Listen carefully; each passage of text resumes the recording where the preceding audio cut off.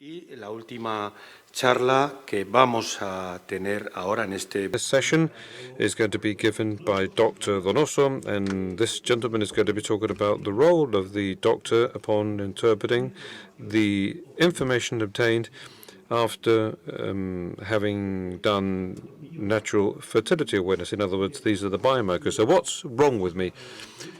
How can I manage these health indicators? And we have with us from the other side of the Atlantic Ocean, we have Manuel Donoso here with us, who's the person responsible for the gynecology department at the University of Los Andes. He's also a surgeon, and he is an expert in endoscopy and gynecology, and obviously he's an expert in natural fertility awareness. And we meet once every month, and I would like to invite everybody to join us. And he's very actively involved. I'm sure that it's going to open up our eyes and our mind to this element, to the biomarkers and how they influence our health. Good afternoon from Pamplona, Manuel. So go ahead, please, whenever you want.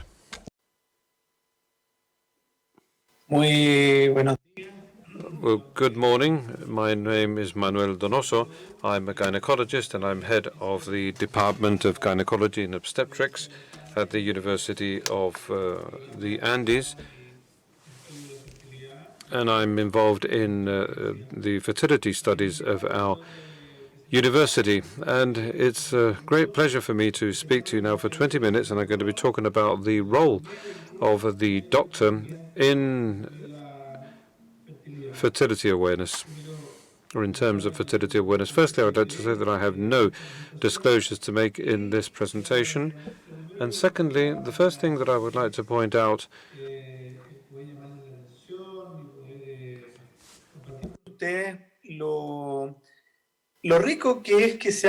it's great for us to be different. That is, that we men and women are different, and that this difference should not only be a physical difference, but it's also a difference that can be seen in the way we behave, in the way we look at life, and in the way we take decisions. And this difference is what attracts us so much, that attracts men to women, and vice versa. And this is why we end up loving each other in certain cases.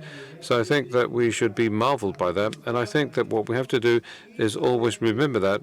And this has to do with what we're going to be talking about here now.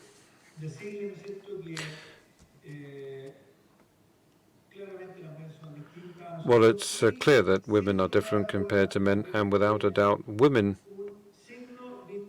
have an extra vital sign that is different to our own vital sign.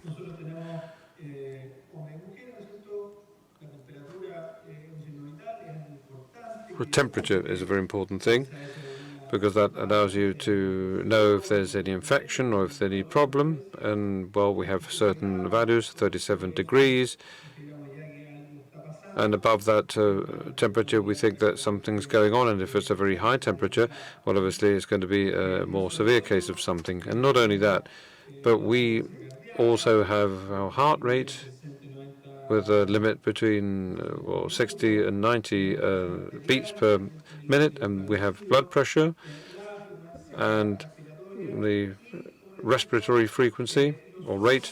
And as I say, we men only have these four things, but women have another vital sign, and which is marvelous.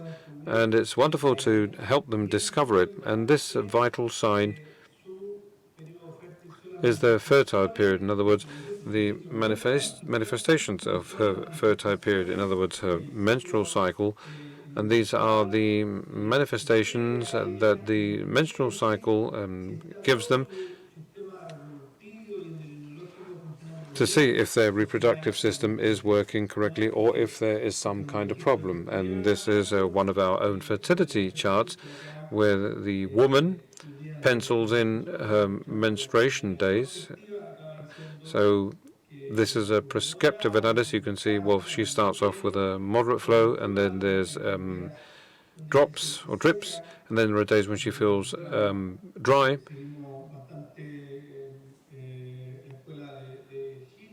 we do what Hillinger does. We follow his approach. We record her sensations when she wipes her genitals with paper, whether she feels smooth or dry.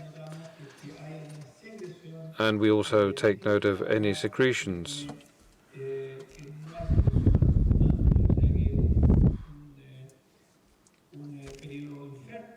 So this would be an infertile, pre-ovulatory moment. And then we have the first changes, and that's when she starts to lubricate. There's a transparent solution there. And this is when the fertile period starts. In this case, it was very short. It only lasts 3 days. And then after that, what we have is the post-ovulatory stage. And there's a second change because she no longer feels fertile. And she can detect that too through what she feels in her genitals. So we mustn't forget this extra vital sign that is present in women. So women are fertile on certain days of the month, and we have a permanent fertility that appears every time you have sexual intercourse.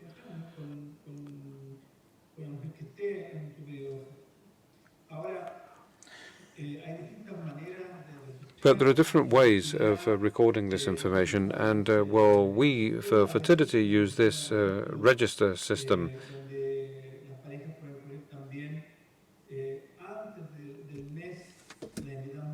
And before the month starts, we ask her about up to what extent she wants to have a baby. And she has to rate that with a scale from 1 to 10, and also what her intentions are. Well, perhaps she has certain difficulties, and our intention really will consist in not expecting a child. And the register system, in this case, it covers 2 months. And down below, you can see all the signs and symbols that they have to include in this description, in the daily description of their fertility. We also have an app for this that you can find if you log into this logo for Android and iPhones too. And it's the woman that detects the fertility, but we ask the couple to register or to record the fertile period. Hace ya un tiempo atrás.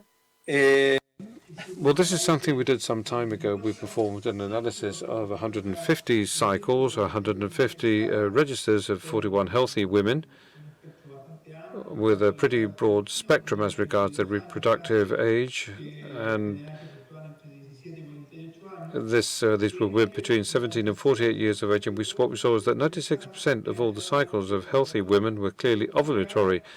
And from here, well, we obtained different normality parameters, like blood pressure, that was ranged from 90 and 140, systolic and diastolic, and then we have the length of the cycle. There was established length, which was firstly 28 days, with a standard deviation of 4 days, and in our cohort, we had a minimum of 21 days and a maximum of 36. And this is what is mentioned in all books. People talk about 25 days on average. And this is something that we also had for other parameters too. 1/3 of the day they have premenstrual dripping, and then 3 days of menstruation, and nearly 2 days of post-menstrual dripping. And the fertile period, there's 6 days. That's when they have that sensation or that feeling. And then the infertile is nearly 13. Well, here you have the average data, the infertile period and the fertile period, and the post-ovulatory period. This is what we show to our couples, what we show our patients. And along the way, what we find is that there are women, they also detect problems. And they ask us about these problems. For instance, this woman, she said here that she had her first day of menstruation, and our register system covers up to 25 days or up to 35 days. And if you cover more than 35 days, you'd have alterations. There would be anovulations if you go beyond 35 days. And yes, what she did was detect a fertile period here. But this fertile period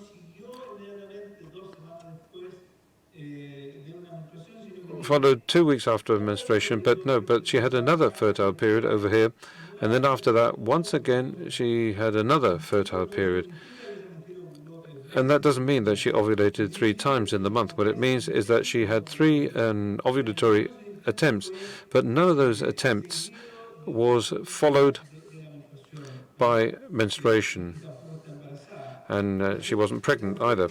So this woman was not ovulating. There was no problem there preventing her from ovulating, and what we had to do as the doctors that were there to assist this couple or these women, we should be able to determine through cytological examinations, we have to discover why she's not ovulating properly. So anovulation usually happens. When that happens, you have to look into it, and there are women that have cycles longer than 35 days, but there are also surprises because there are women that ovulate with larger cycles than that, so they are beyond normal ranges. And with this register, it is possible to discover these cycles of people that have, women that have cycles of 36 or even 38 days, but are clearly anovulating. And this is something that we also teach medical students. So we're between 21 and 35 days is the normal figure. But if you take a look at this fertility register, this woman has a part of her fertility here, and there are other days when she doesn't feel fertile. But you can clearly see, in a nutshell, that something is going on, and that when we performed follicular monitoring and echographic monitoring, we determined that this woman was not ovulating well. So there's a low percentage. I think it's something like women that do have adequate ovulation cycles. But well, here what we could detect the problem thanks to the fertility register. And there are other women that ovulate on a regular basis, and they also menstruate on a regular basis, but all of a sudden they have an episode in which things happen, and in this case the cycle was longer, and they have, they have an ovulatory cycle. This one lasted 45 days, which you can see down below. And what did she have? Well, she has a fertile period that is clearly identified here, that was not followed by menstruation. And once again, she has another fertile period where we have a total of 12 days after the peak day, which is the last day of fertile sensation. So this woman did ovulate over here when her menstruation rose. She did have a fertile period, but ended up in an ovulation, and finally this appeared 12 days later. But what happened to this woman? Well, we examined this woman, we checked her up, everything was normal, so it was a pretty acute episode. And this woman was going through a period of stress, a significant amount of stress, and it's something that we've seen all over the world because of the pandemic. And there were lots of women that were having problems of this kind.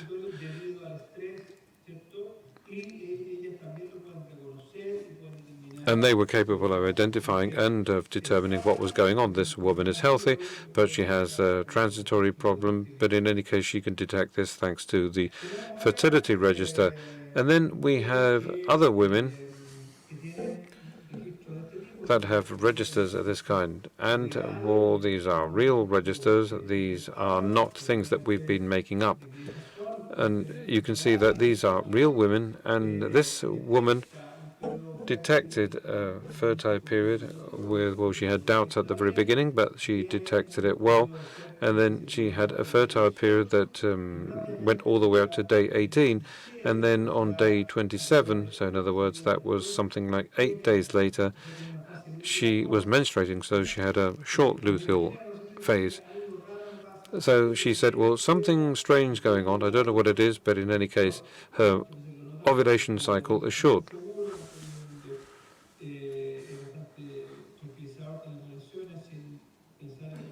So it was nice for her to have sexual intercourse because she knew that she wasn't going to become pregnant. And this woman, when you study her, you can see that these are short phases.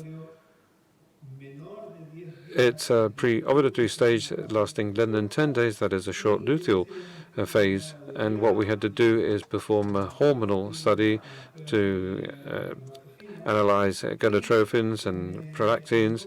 And for instance, what we have found,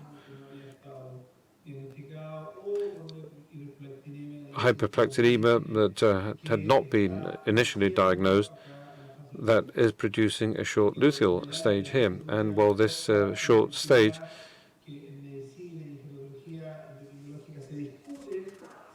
people are wondering whether this does exist or not in the field of gynecology, but we are absolutely certain that it does exist, and you can see it right here. Because this is clearly a cycle that is unrelated to normal values, or that is with less than 10 days of ovulation, and well, with these problems, there could be hyperprolactinemia, or there could be other kind of problem. And well, there's also an insufficient luteal phase with low levels of progesterone. And this has to be looked into in certain women, especially in the case of infertile couples. But in any case, this is an obvious problem that can be clearly detected by a woman when she has short luteal phase.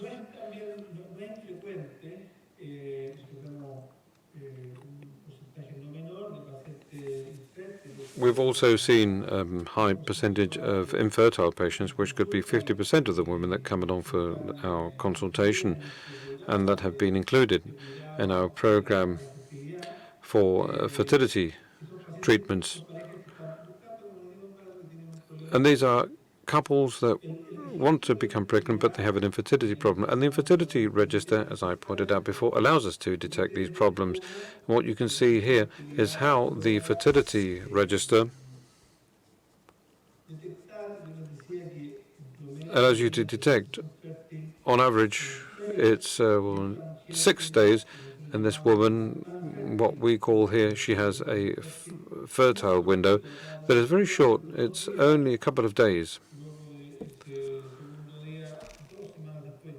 And then 2 weeks later, her menstruation arrived, and that's when she had an ovulation cycle. But in any case, she has a very small window, whereas this woman had a more appealing cycle, because well, we're talking about a normal duration that is 24 days, but she didn't have any sign of fertility.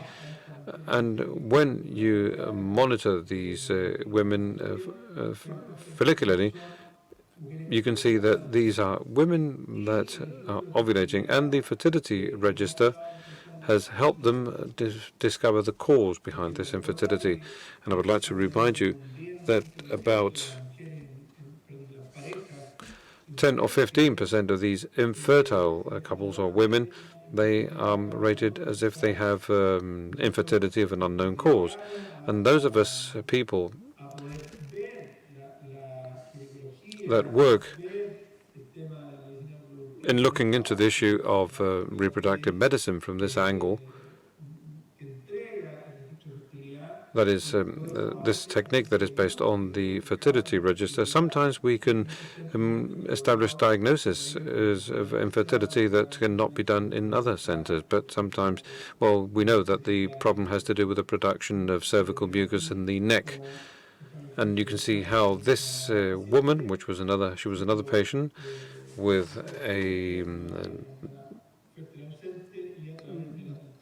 the fertility was absent here, and once again, through the body temperature, you can see that there was an increase in body temperature. So this was an ovulatory cycle because there's two-phase temperature with an increase in the luteal stage, but there's no correlation with the production of cervical mucus. Well, there are other interesting situations too that are also transitory or transitional that can only be looked into in those women that do stick to these registers. And here, well, these were relatively normal cycles. There was a little bit soiled here. There was a fertile period. They had a normal ovulatory period, and then the second cycle was pretty normal too, where the ovulatory cycle was flat and dry. But then there was a third cycle where this woman had a fertility sensation that was very long. When she clearly saw when the fertility cycle came to an end. Of course, this fertility cycle was not normal. And when we examined this lady,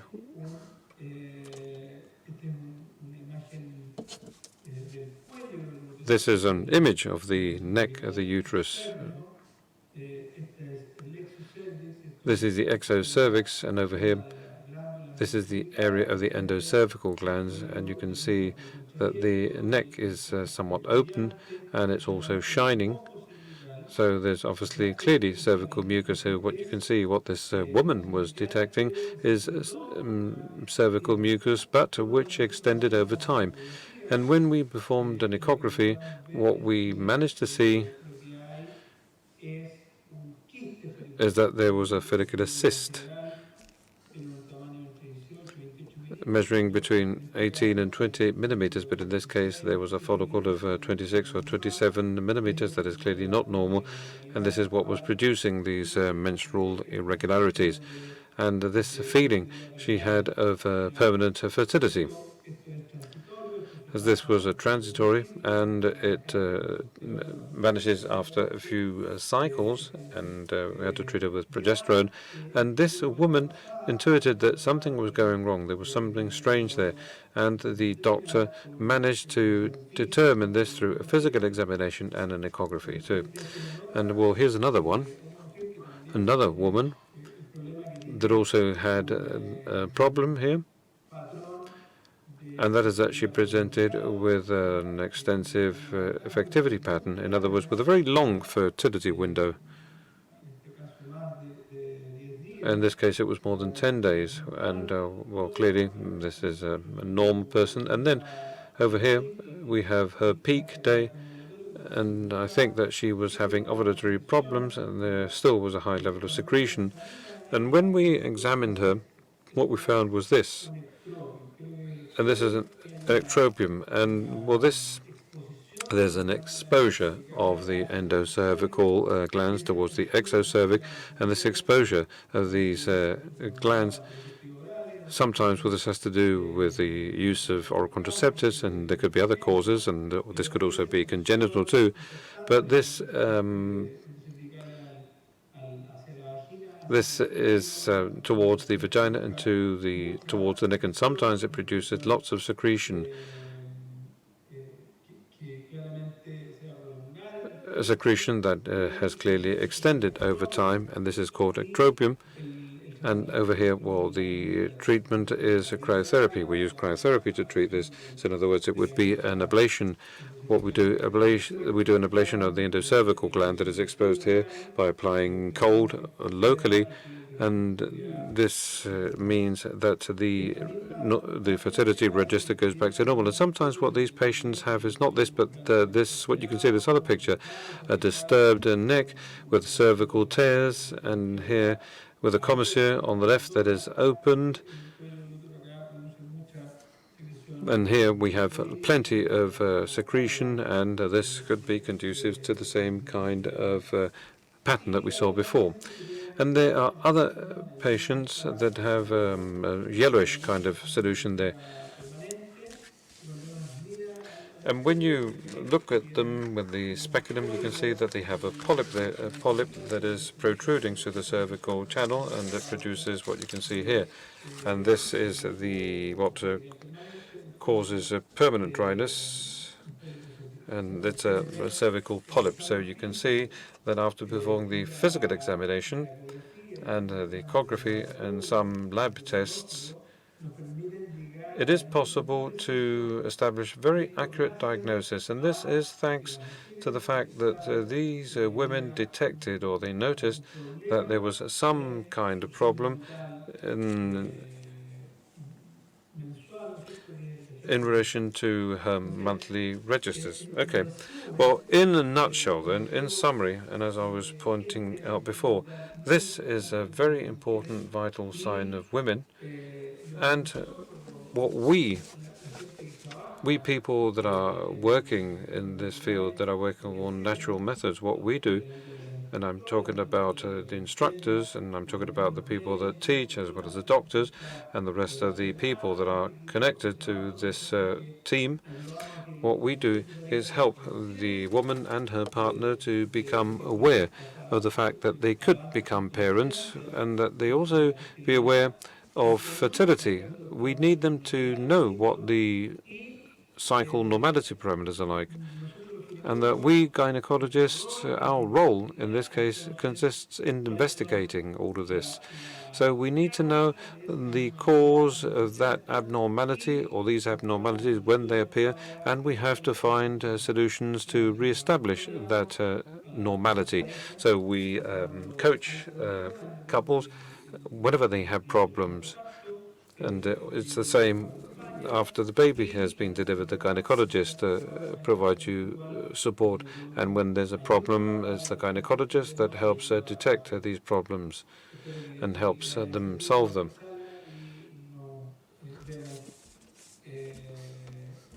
I hope you've enjoyed this presentation, and I hope to give you a send soon. And if you want to receive further information, just go to ProSEF, and this is where you can find all the information. Just go to our website, and you can also use our app if you want for these fertility registers. Thank you very much.